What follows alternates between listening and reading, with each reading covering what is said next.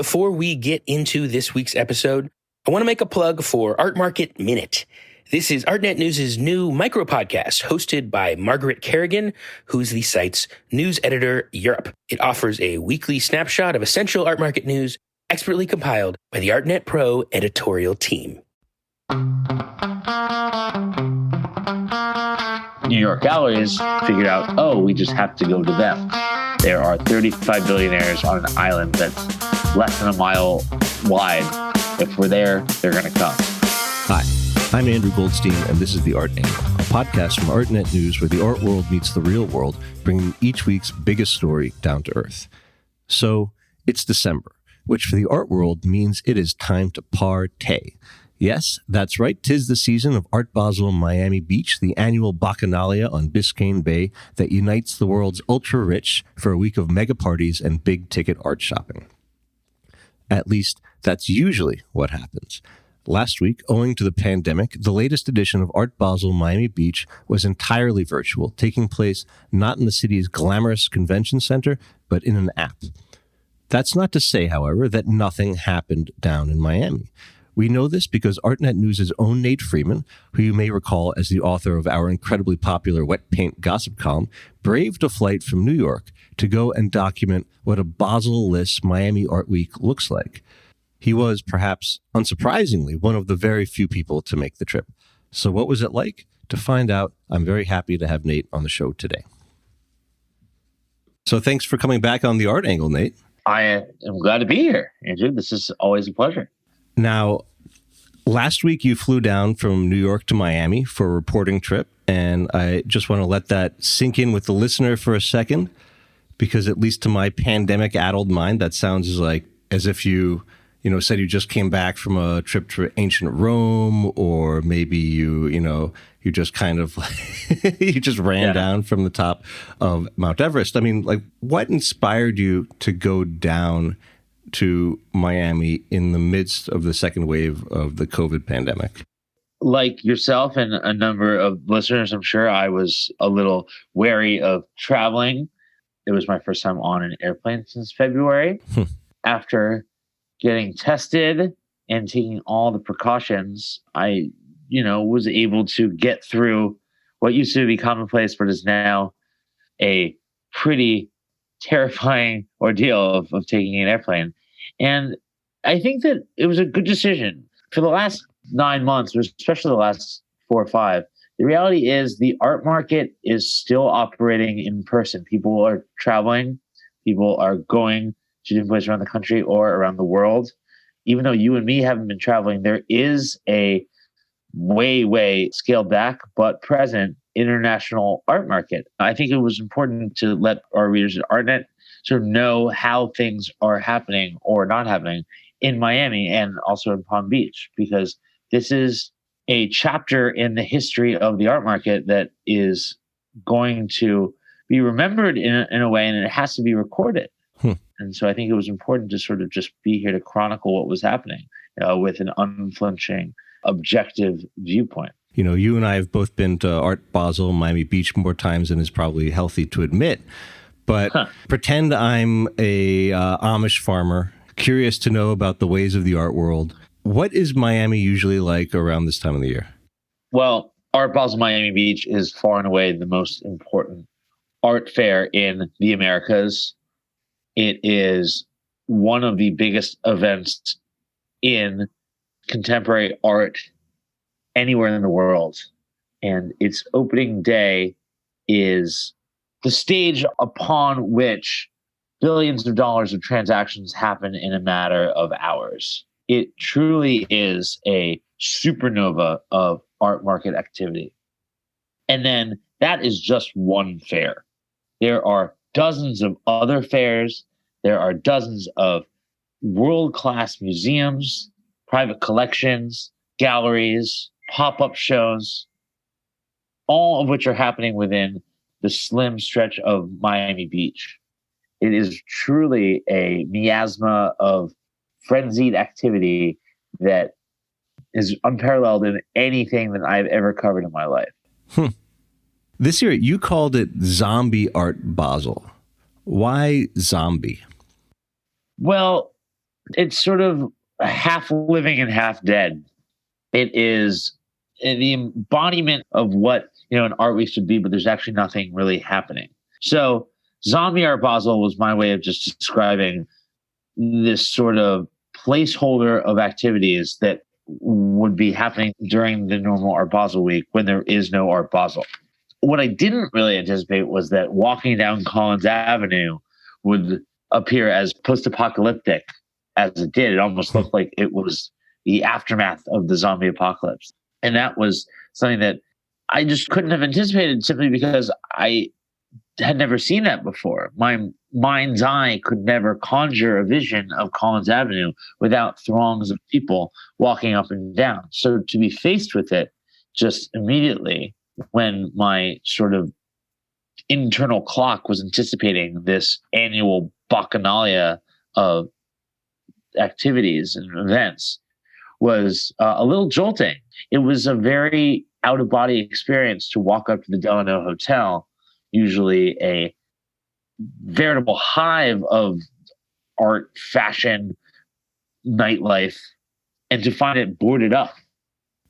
That was just something that I wasn't anticipating because I don't think that my body was conditioned to see it.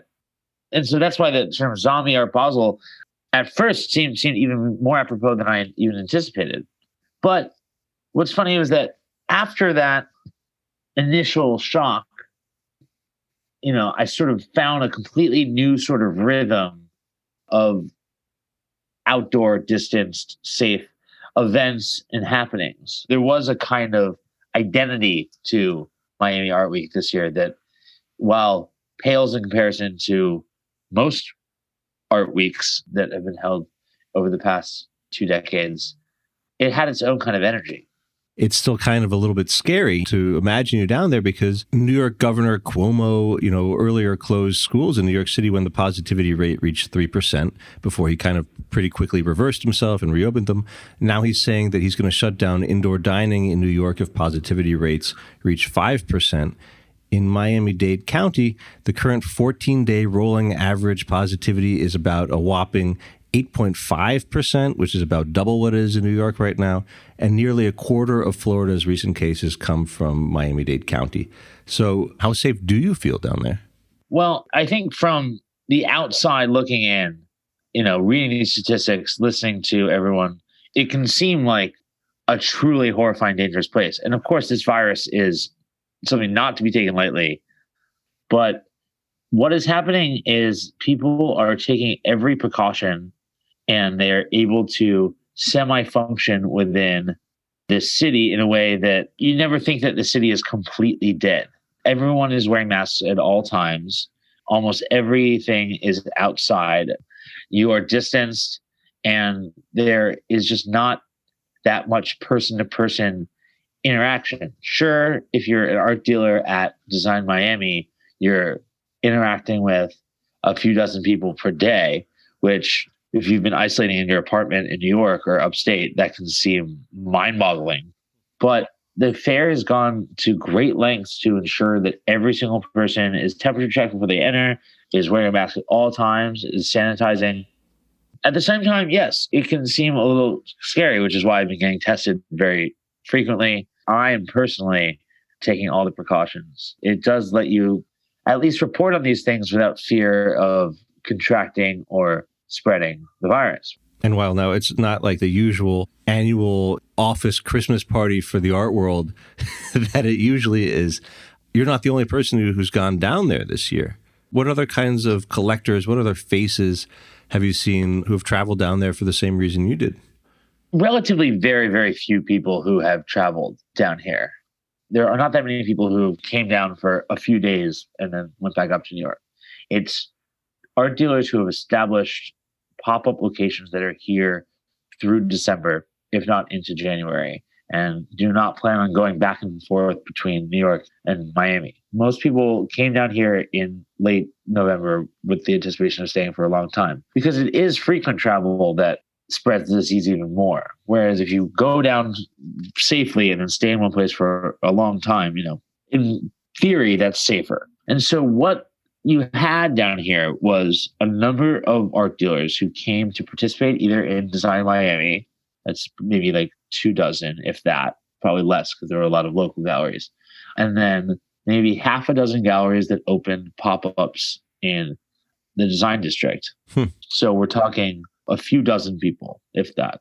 And they are here because there are people who are already in Miami, who are in Palm Beach, who have been down here for months. And that's the audience. The audience is not people who are traveling in, but it's the local art infrastructure that's already in place that really is the attraction of what's going on. Me coming down from New York, I am very much an outlier. There is so much to see in Miami right now. The Rubel collection, the De La Cruz collection, the Margulies collection, the Bass Museum, but that's all just local institutions. So the art ecosystem was basically already in place here.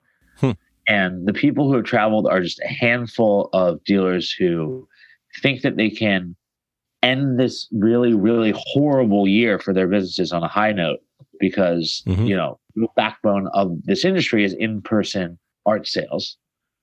And they think that there are local collectors who have been missing that experience and want to check out what they've been missing not going to New York over these last 9 months.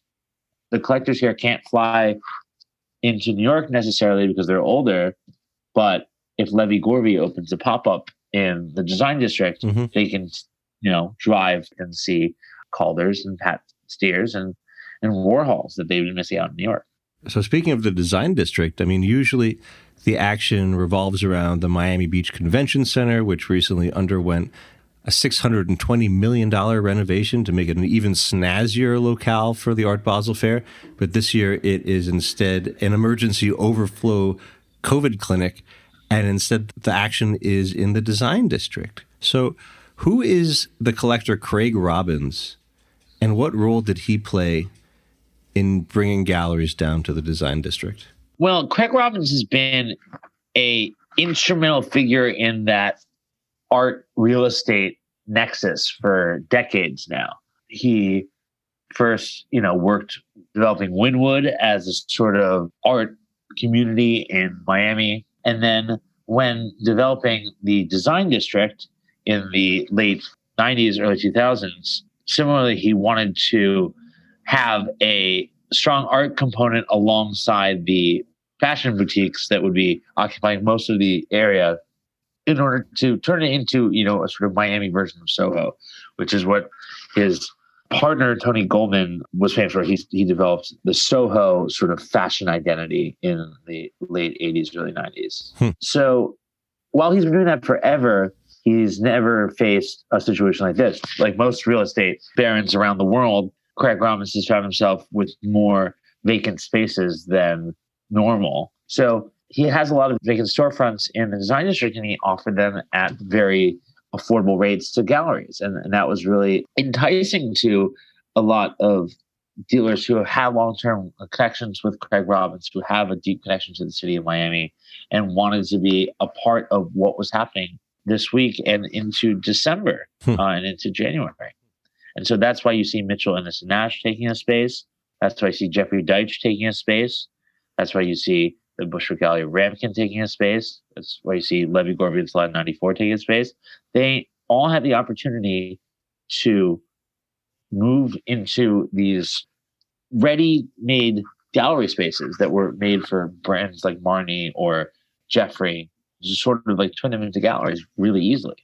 In your article you wrote on this, you describe how Levy Gorby used the changing rooms in the former Marni that it's occupying as a showcase for Calder sculptures, which I thought was pretty awesome. But, so Art Basel in Miami is sometimes called the Black Friday of the art world because it is when dealers are able to make that last big push of the year and push themselves out of the red into the black. And this year, most collectors engaged with Art Basel Miami Beach through the online viewing room platform, which is the virtual version of the fair that it's been doing ever since it had to close the Art Basel Hong Kong edition in March. And it seems like that is working pretty okay, at least with a lot of galleries selling and even some galleries like David Zwirner selling a $2.5 million Ruth of Sawa sculpture. But these galleries that you're talking about took the risk of going down there to do the in-person sale. Is there any indication that their way of doing it is smarter than the OVRs? There's no ideal way to do this when this disease is still ravaging our country. That's the reality of it. The online viewing room was a success for a lot of galleries, from what I could tell. The reality is, if the biggest price for a work at an art fair was $2.5 million, that puts it among the sort of lower end of art fairs. At most Art Basel Miami Beaches, you'll have galleries selling works for $20-30 million. 2.5 is like, that's what's to be expected. That shouldn't be the highest price of the entire fair. So the reality is, I think that many collectors are still waiting for this COVID era to kind of end entirely before they make purchases at that level. I think that on a certain level, having a physical gallery is way easier to sell works because people can come in off the street and then look at something and then make it a snap judgment to buy it in person. Does that mean that people are selling things for millions of dollars out of these pop-ups in Miami? Not necessarily, but I think they are making more surreptitious sales to people who weren't previously their clients than they would be if they were just doing the online viewing room. Because it's not only about, selling the works that you bring to your booth or you put in the online viewing room or whatever. It's really about those connections that you make with the dealers and the kinds of trades you're able to, finagle within your network. A lot of dealers have told me that the connections that they're making with collectors now are the ones that are going to really stand the test of time going forward, because they saw dealers making the effort to come to them in this crazy time.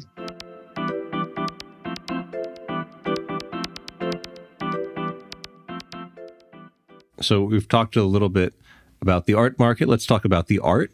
What were some of the highlights during the week? The Dela Cruz collection, the Rubel collection, the Margulies collection, the Bass is one of the more respected museums in the South. All of these places were firing on all cylinders. They did not hold anything back. At the same time, there's like cool programs that the city was doing. There was this no vacancy project where 10 artists were given stipends to create artworks that would be installed in hotels. There's a lot to see there.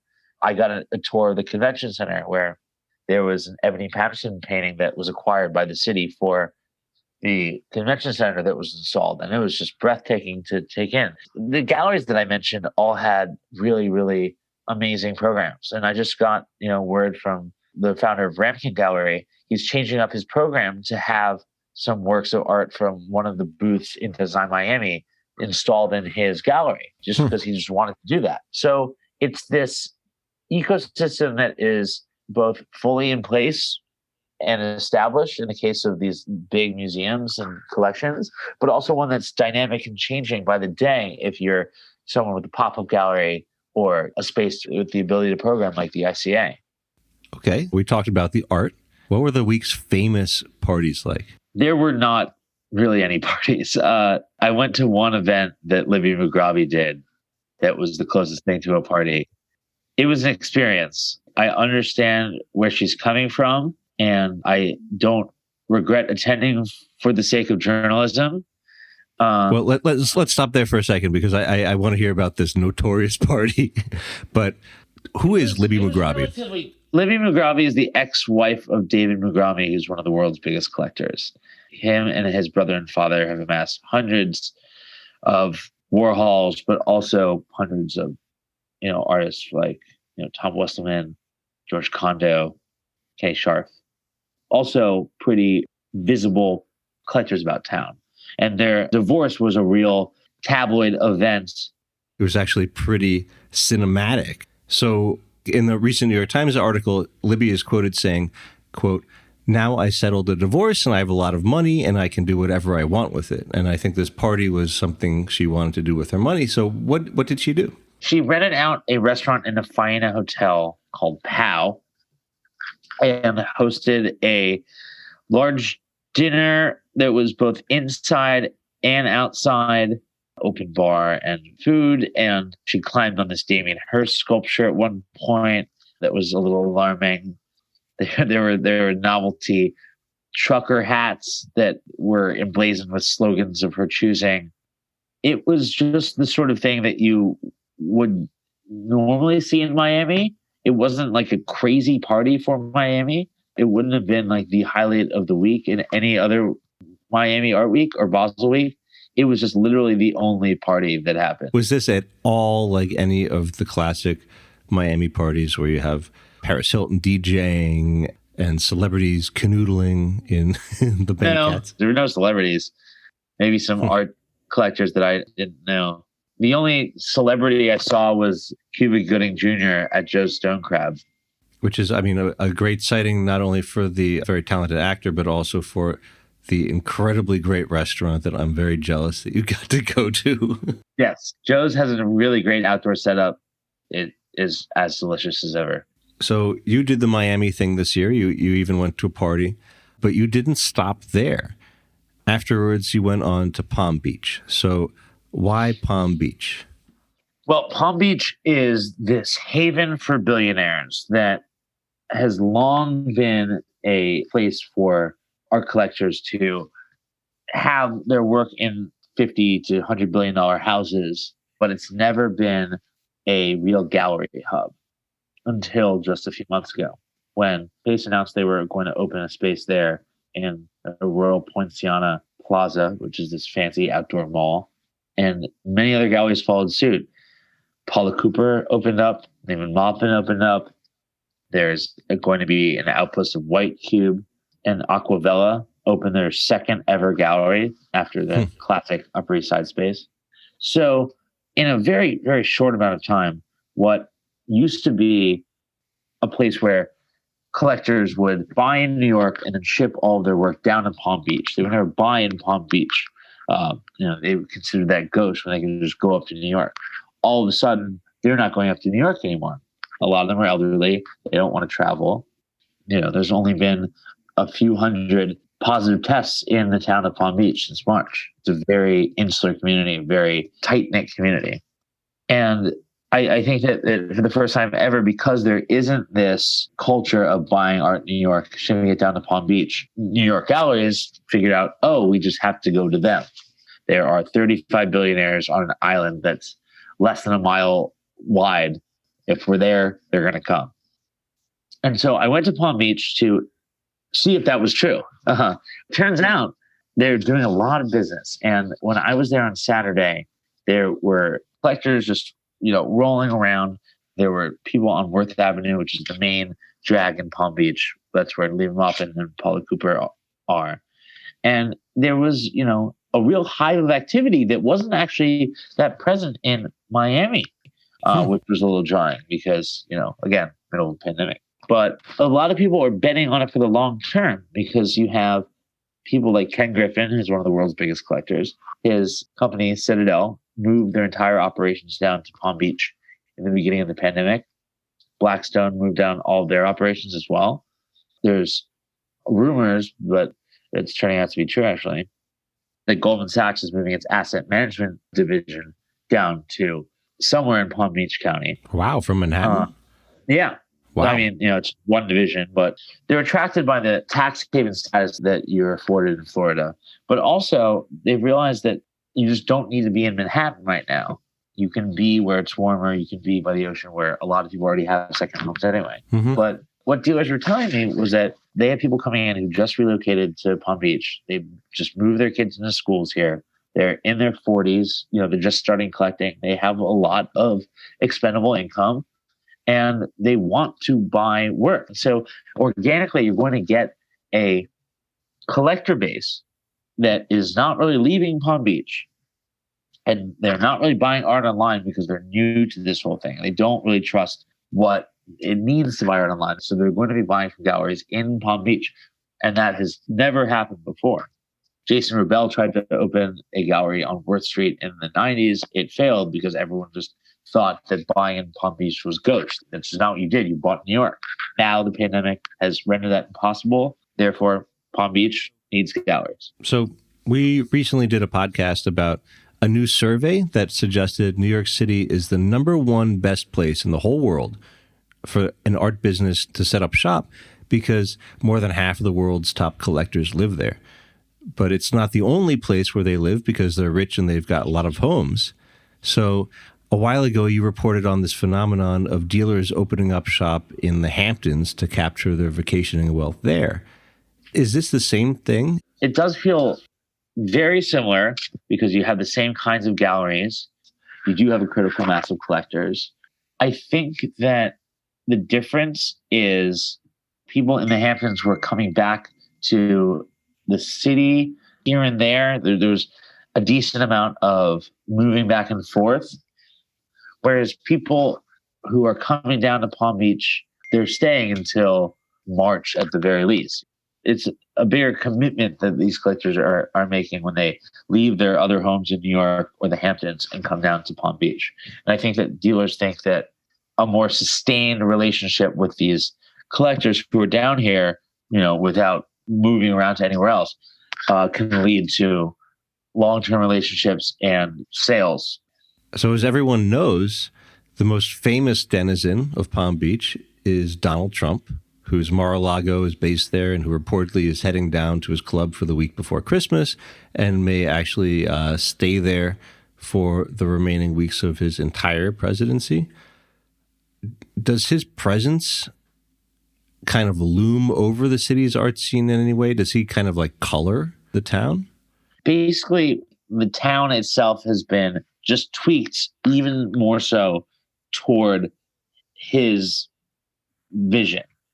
When Donald Trump arrived, he was an outsider in Palm Beach. This was the most exclusive, not just real estate, but sort of the clubbiest city on earth. You couldn't get into the Bath and Tennis Club, even though he was Donald Trump. So that's why he bought the land that is now Mar-a-Lago. Someone described it yesterday as like a spite store. I don't know if you watch Curb Your Enthusiasm, but like he bought the neighboring resort to the Bath and Tennis Club just to spite them.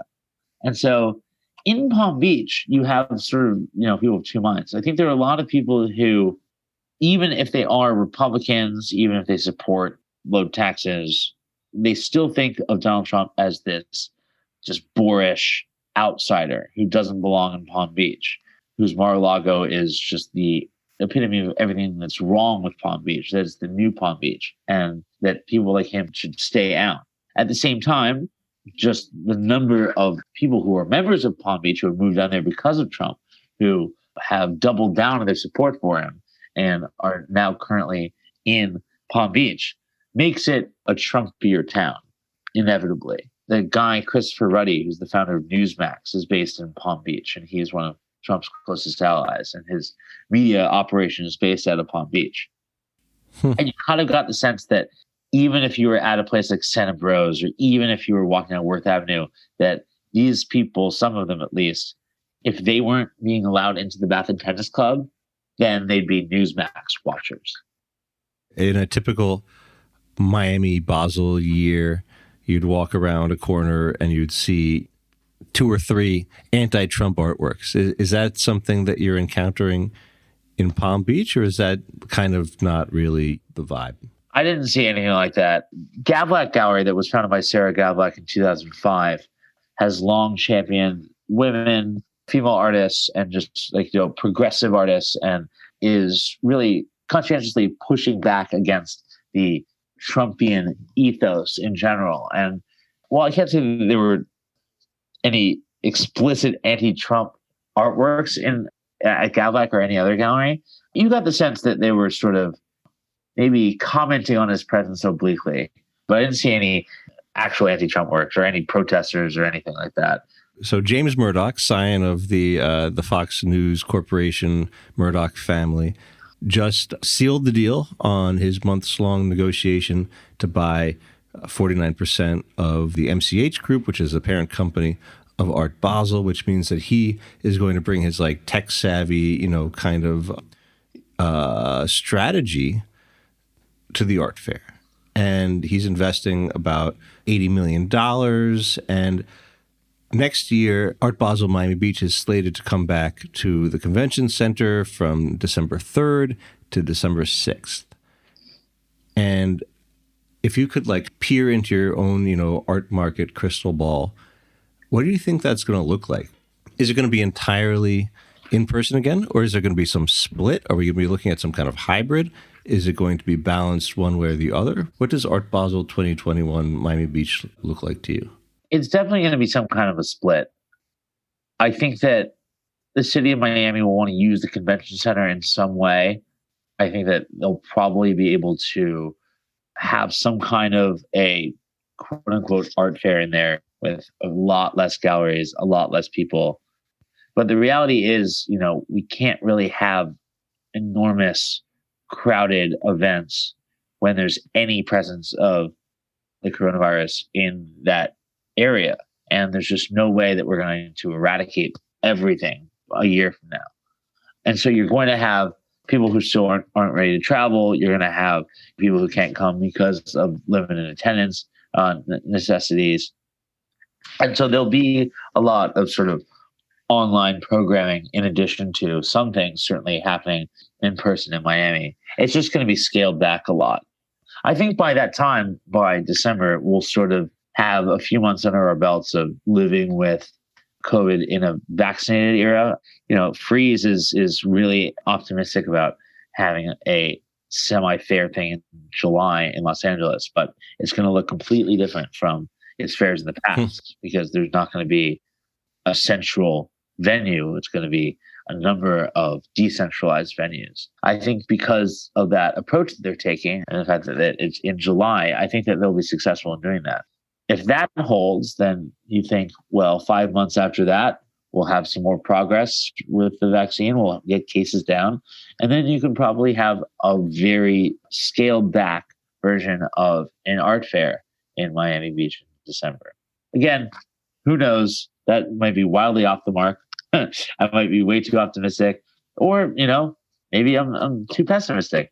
But I think to the best of my ability, that's what I think it would look like.